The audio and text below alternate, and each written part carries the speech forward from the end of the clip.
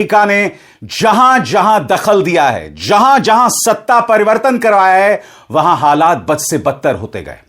और अब यह साफ होता जा रहा है कि ईरान पर हमला वहां के लोगों को बचाना नहीं था, ईरान के परमाणु कार्यक्रम को रोकना नहीं था, उसका मकसद था ईरान का सत्ता परिवर्तन। सुप्रीम लीडर खामेनी को मारने का सिर्फ एक ही मकसद था कि वहां पर सत्ता परिवर्तन हो और ऐसी कठपुतली व्यवस्था, ऐसी पपट व्यवस्था आ जाए जो पूरी तरह से अमेरिका के हाथों में हो। याद कीजिएगा, रजा पहलवी ने क्या कहा था कि अगर सत्ता परिवर्तन हो जाएगा तो मैं इस्राएल के साथ सामान्य संबंध बनाना चाहूंगा। यानी कि ईरान में एक ऐसी व्यवस्था लाना चाहते हैं जो पूरी तरह से अमेरिका और इस्राएल के सामने नतमस्तक हो। और अब यह बात अमेरिकी विदेश मंत्री मार्को रूबियो ने भी कह दी है। बकौल विदेश मंत्री मार्को रूबियो वो कह रहे हैं कि हमें एक ऐसी व्यवस्था चाहिए, हमें सत्ता परिवर्तन चाहिए जहां कोई शिया अतिवादी व्यवस्था ना हो, शिया एक्सट्रीमिस्ट व्यवस्था ना हो, एक ऐसी व्यवस्था जो हमारे कहने पर उठे, जो हमारे कहने पर बैठे। सुनिए क्या कह रहे हैं Marco Rubio. We would love to see this regime be replaced. And ultimately, as the president has said, he calls... No, but let me finish my answer. As the president has said, he would love for the people of Iran to use this as an opportunity to rise up and remove these leaders. They've been wanting to remove them from a long time. We've seen successive waves of protests, and we've seen them slaughter people. Okay? But the objective of this mission is to make sure they don't have these weapons that can threaten us and our allies in the region. That's why we're doing what we're doing now. And while we would love to see a new regime, the bottom line is no matter who governs that country a year from now, they're not going to have these ballistic missiles and they're not going to have these drones to threaten us. That's the objective of this mission, is to deny them the ability to use ballistic missiles to threaten their neighbors, to threaten our bases, to threaten our presence in the region, and ultimately as a shield behind which they can do whatever they want with their nuclear weapons ambition. We were not going to let them hide behind that, and that's why this was such a critical mission to undertake now while they were at their weakest point, and not a year from now where they could inflict even more damage and perhaps already be behind that point of immunity. सबसे बड़ी बात America की गुंडई, उसकी दबंगई, और दूसरी बात Trump और Netanyahu दोनों की सोच में जमीन आसमान का फर्क। और उसकी मिसाल मैं आपको पिछले 12 घंटे में दोनों के बयानों के जरिए देना चाहूंगा आपके स्क्रीन्स पर। ट्रंप और नेतन्याहू की सोच में बड़ा फर्क। ट्रंप ने कहा युद्ध लंबा चलेगा, नेतन्याहू ने कहा युद्ध जल्द खत्म होगा, क्विक यानी जल्द और निर्णायक होगा। ट्रंप एक बार पहले अपना बयान बदल चुके हैं। और सबसे बड़ी बात दोस्तों, जब एक युद्ध होता है तो युद्ध के कुछ नियम होते हैं, उसका अनुसरण करना पड़ता है। मगर अमेरिकी रक्षा मंत्री पीट हेग्सेथ कह रहे हैं कि ईरान के साथ जो युद्ध चल रहा है हम उसमें कुछ नहीं मानने वाले हैं। No rules of engagement. क्या यही वजह है कि ईरान के एक स्कूल पर हमला किया गया जहां 162 छोटी छोटी बच्चियां मारी गईं? यह भाषा तो गुंडों की होती है, यह भाषा तो दबंगों की होती है। मगर बड़ा प्रश्न, अमेरिका पर लगाम कौन लगाए? कहने को एक सभ्य राष्ट्र, मगर वहां के रक्षा मंत्री इस तरह के बयानात दे रहे हैं। सुनिए पीटर हेग्सेथ का दबंगई भरा यह बयान, मानो कोई गुंडा बोल रहा है। सुना जाए। With maximum authorities. No stupid rules of engagement, no nation building quagmire, no democracy building exercise, no politically correct wars. We fight to win, and we don't waste time or lives. As the president warned, an effort of this scope will include casualties. War is hell, and always will be. A grateful nation honors the 4 Americans we have lost thus far and those injured. The absolute best of America. दोस्तों अब मैं आपको बतलाने जा रहा हूं कि America ने जहां जहां दखल दिया वहां हालात बद से बदतर हो गए। दिलचस्प बात यह है कि आपने मुल्ला उमार को अफगानिस्तान से हटाया, जो हटाना भी चाहिए था, क्योंकि मुल्ला उमार के राज में औरतों की बदतर हालत थी। मुल्ला उमार ओसामा बिन लादेन को शरण दे रहा था। मगर अब वहां पर तालिबान फिर से काबिज हो गया है, और बात वहां नहीं रुकती। अब तालिबान और पाकिस्तान में जंग शुरू हो गई है। कहने का अर्थ साफ है, जहां जहां अमेरिका ने दखल दिया वहां बद से बदतर हालात होते गए। चाहे वो अफगानिस्तान हो, चाहे वो सीरिया हो, चाहे वो इराक हो, चाहे वो मिस्र हो, हर जगह जहां जहां अमेरिका ने दखल दिया वहां हालात बद से बदतर हुए। मैं सबसे पहले बात करना चाहता हूं अफगानिस्तान की आपके स्क्रीन पर। अफगानिस्तान 2001 में तालिबान हटाए गए, 20 साल बाद यानी 2021 में तालिबान फिर सत्ता में आ गया। नतीजा लंबा युद्ध, भारी खर्च और अमेरिका की विश्वसनीयता पर सवाल। मुझे बताइए ना, किस तरह से मुल्ला उमार को खदेड़ा गया था, वो मुल्ला उमार जो पाकिस्तान पहुंच गया। उसके बाद क्या हुआ? ओसामा बिन लादेन पाकिस्तान में पाया जाता है। प्रॉब्लम क्या है दोस्तों? सबसे बड़ी प्रॉब्लम अमेरिका के दोहरे मापदंड हैं। ओसामा बिन लादेन कहां मिला? पाकिस्तान में। क्या पाकिस्तान ने कभी उसकी कोई कीमत चुकाई? क्या अमेरिका ने कभी भी पाकिस्तान पर सख्ती की? उल्टा याद कीजिएगा, जिहादी जनरल असीम मुनीर को अपने घर या व्हाइट हाउस में बुलाकर उसे लंच पर बुलाया गया। कहने का अर्थ साफ है, यह जो दोगलापन है वो अमेरिकी चरित्र का हिस्सा बन गया है। अफगानिस्तान की हम चर्चा कर चुके हैं दोस्तों, अब हम बात करना चाहते हैं इराक की। इराक में 2003 में सद्दाम हुसैन हटाए गए, बाद में सांप्रदायिक हिंसा, गृह युद्ध जैसे हालात और ईरान समर्थित मिलिशिया मजबूत हुए। वादा था स्थिर लोकतंत्र, लेकिन सिस्टम अस्थिर और भ्रष्ट माना गया। जी हां, ईरान में तो ISIS इस कदर मजबूत हो गया। आपने क्यों हटाया? आपने सद्दाम हुसैन को क्यों हटाया? दो कारणों से। पहला, आपने कहा कि सद्दाम हुसैन के पास व्यापक तबाही के हथियार हैं, वेपन्स ऑफ मास डिस्ट्रक्शन। सबसे बड़ी बात, यह जो पूरी थ्योरी जिसकी चर्चा अमेरिका करते रहा, कोई वेपन्स ऑफ मास डिस्ट्रक्शन नहीं मिले इराक में। दूसरी बात, आपने सद्दाम हुसैन पर पहले हमला किया यह कहते हुए कि उसका हाथ 9/11 में है। जी हां, न्यूयॉर्क में ट्विन टावर्स गिर जाते हैं एक आतंकवादी हमले में जिसके पीछे ओसामा बिन लादेन था, मगर आपने इराक पर हमला कर दिया। सद्दाम हुसैन को फांसी पर चढ़ा दिया गया। उसके बाद क्या हुआ?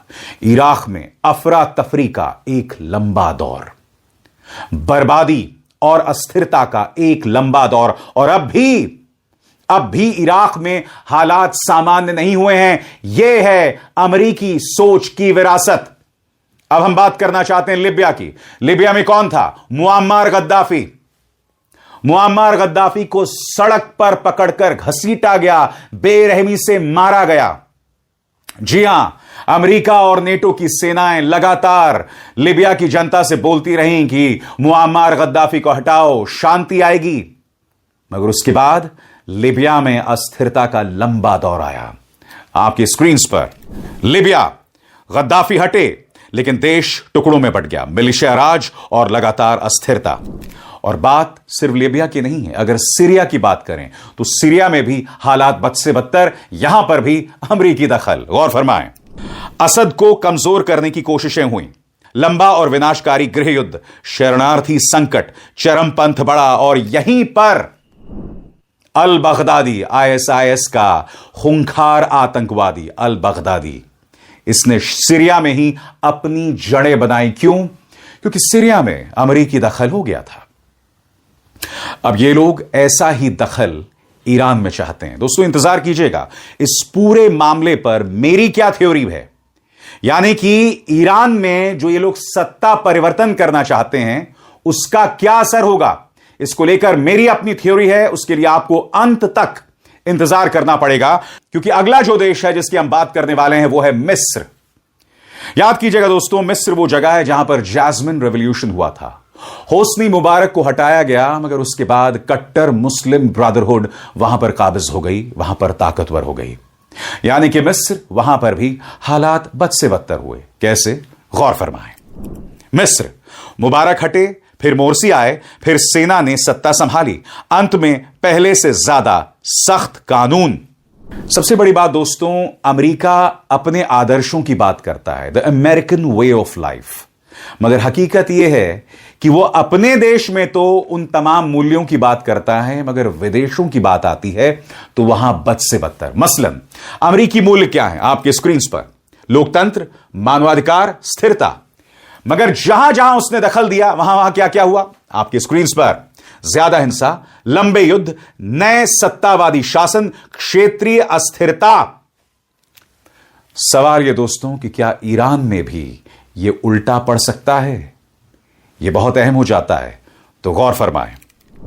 आधिकारिक तौर पर अमेरिका कहता है कि उसका लक्ष्य ईरान का न्यूक्लियर और सैन्य ढांचा है, रेजीम चेंज नहीं। लेकिन कुछ राजनीतिक बयान रेजीम चेंज की ओर इशारा करते हैं, जिससे मिश्रित संदेश जाता है। और इसका जिक्र मैं कर चुका हूं, आपको मैं मार्को रूबियो का बयान सुना चुका हूं, जहां वो साफ तौर पर कह रहे हैं कि हम चाहते हैं सत्ता परिवर्तन हो।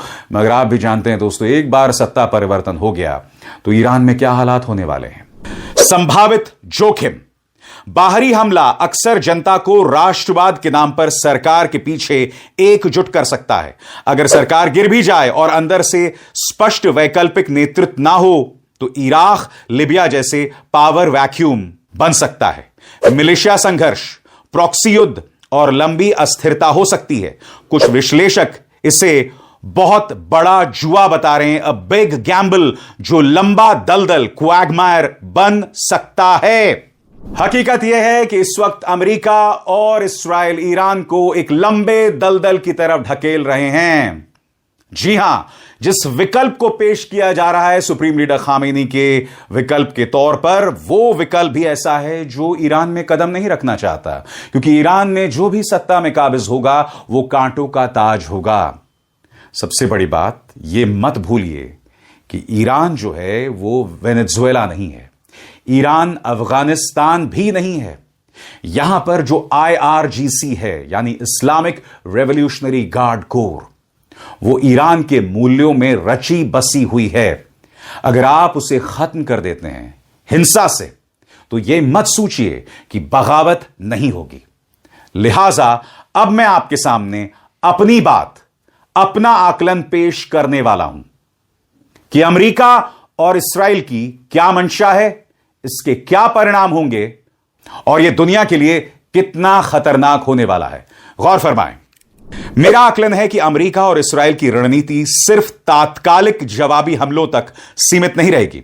उनका उद्देश्य संभवतः यह होगा कि ईरान की सैन्य क्षमता को चरणबद्ध तरीके से खत्म किया जाए, खासकर मिसाइल भंडार, लॉन्च साइट्स, कमांड सेंटर और सैन्य बुनियादी ढांचे को। जब तक ईरान के पास जवाबी हमले की ठोस क्षमता मौजूद है, तब तक टकराव जारी रह सकता है। इसलिए पहला चरण होगा सैन्य संसाधनों को व्यवस्थित तरीके से कमजोर करना। इसके बाद दूसरा चरण नेतृत्व पर केंद्रित हो सकता है, यानी जो टॉप लीडरशिप है और राजनीतिक नेतृत्व को लगातार निशाना बनाया जाए, तो निर्णय लेने की प्रक्रिया बाधित हो सकती है। एक के बाद एक हमलों से ऐसी स्थिति बनाई जा सकती है जहां नेतृत्व का पुनर्गठन आसान ना हो। रणनीतिक तौर पर इसे डीकैपिटेशन स्ट्रैटेजी कहते हैं, यानी नेतृत्व को काटकर सिस्टम को पंगु बना देना। अब आप मुझे बताइए दोस्तों, आपने लीडरशिप को खत्म कर दिया, वहां एक पावर वैक्यूम हो गया, तो ऐसे में ईरान में हालात बेहतर कैसे होंगे? हमारे सामने लिबिया की मिसाल है, हमारे सामने सीरिया की मिसाल है, हमारे सामने इराक की मिसाल है। वही मिसाल ईरान में भी दिखाई दे रही है।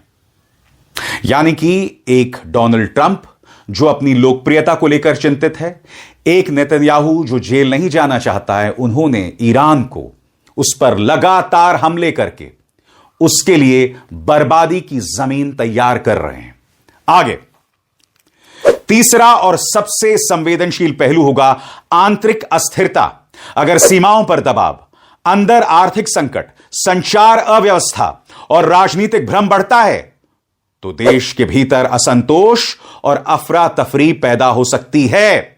संभव है कि लक्ष्य यह हो कि हालात इतने अस्थिर कर दिए जाएं कि ईरान अंदर से कमजोर होने लगे, सत्ता ढांचा टूटने लगे, गुटबाजी बढ़े और देश अपनी ऊर्जा बाहरी संघर्ष के बजाय आंतरिक संकट में झोंक दे। और आगे बढ़ने से पहले एक जरूरी संदेश, मेरे कार्यक्रमों के लिए आप नोटिफिकेशन का इंतजार मत कीजिए, मेरे चैनल में जाइए और खुद जाकर कार्यक्रम देखिए और रहिए अपडेटेड। अब आप मुझे बताइए दोस्तों, इसमें किसका भला है? अगर ईरान में हालात बद से बदतर हो जाएं, वहां पर सिविल वॉर शुरू हो जाए, गृह युद्ध शुरू हो जाए, तो भला किसका है? और इसके सबसे बड़े शिकार होंगे ईरान की औरतें और बच्चे, वहां के बुजुर्ग। वहां पर हालात बद से बदतर होते जाएंगे, क्योंकि हमें नहीं भूलना चाहिए इस वक्त वहां के एक विदेश मंत्री हैं, अब्बास अरागची। जो जेनेवा जा रहे हैं, बातचीत कर रहे हैं, वार्ताकार हैं, आप वहां के पूरे लीडरशिप को खत्म कर देना चाहते हैं। सबसे बड़ी बात, अब्बास अरागची जेनेवा में थे इसलिए उनकी जान बच गई, वरना इनका मकसद था अब्बास अरागची जो कि ईरान का चेहरा है, दुनिया भर में वो ईरान की बात रखना चाहते हैं, उन्हें मारने का। खबर यह भी आ रही है कि पूर्व राष्ट्रपति अहमदी निजाद को भी मौत के घाट उतार दिया गया है, हालांकि अब तक इसकी स्वतंत्र पुष्टि नहीं हुई है। अब आप मुझे बताइए, अहमदी निजाद को मारने की क्या वजह थी? वो तो ईरानी सत्ता के बहुत करीब भी नहीं थे, फिर भी उन्हें मौत के घाट उतार दिया गया। अब्बास अरागची को मारना चाहते हैं, यानी कि सिर्फ सत्ता परिवर्तन नहीं, सत्ता परिवर्तन के साथ साथ ईरान के टॉप पर एक खालीपन हो जाए, एक वैक्यूम हो जाए, और एक बार वो वैक्यूम हो जाता है तो देश तबाही के रास्ते पर चला जाता है। लिहाजा गौर फरमाएं इस मुद्दे पर मेरा निष्कर्ष। अगर यह रणनीति सच में अपनाई जाती है तो यह सिर्फ सैन्य युद्ध नहीं रहेगा, बल्कि सिस्टम को अंदर से तोड़ने की कोशिश बन सकता है। लेकिन इतिहास यह भी दिखाता है कि बाहरी दबाव कई बार उल्टा असर करता है। जनता सरकार के पीछे एकजुट हो सकती है, इसलिए ऐसी रणनीति के परिणाम अनिश्चित और जोखिमपूर्ण होते रहेंगे। और आप देखिएगा दोस्तों, आने वाले दिनों में इस्राइल और अमेरिका ईरान के बेकसूर लोगों पर हमला करती है, क्योंकि यह वो व्यवस्था है, ये वो नेतन्याहू हैं जिन्होंने गजा के अंदर 70,000 बेकसूरों को मार दिया, जिनमें अधिकतर औरतें और बच्चे थीं। तो आपको क्या लगता है, ये लोग ईरान को बख्श देंगे? ईरान पर इस वक्त जो इस्राइल हमला कर रहा है, वहां के अस्पतालों पर कर रहा है। इसी मंच पर मैंने आपको बताया था, गांधी अस्पताल पर हमला किया, वहां के स्कूलों पर हमला हो रहा है। अब आप मुझे बताइए, जिस इस्राइल को यह पता था कि खामेनी किस कमरे में बैठे हुए हैं, क्या उस इस्राइल को यह नहीं पता कि स्कूल कहां है, अस्पताल कहां है? यह एक क्रूर सोच है, और वही क्रूअल सोच हमें अमेरिकी रक्षा मंत्री पीट हेग्सेथ के बयान में दिखाई दी, जहां उन्होंने कहा कि वॉर में कोई रूल्स ऑफ एंगेजमेंट नहीं होंगे, हम ताबड़तोड़ हमला करेंगे, लोगों को मारेंगे, उन्हें कोई परवाह नहीं है। और यह सोच अपने आप में निहायत ही खतरनाक है।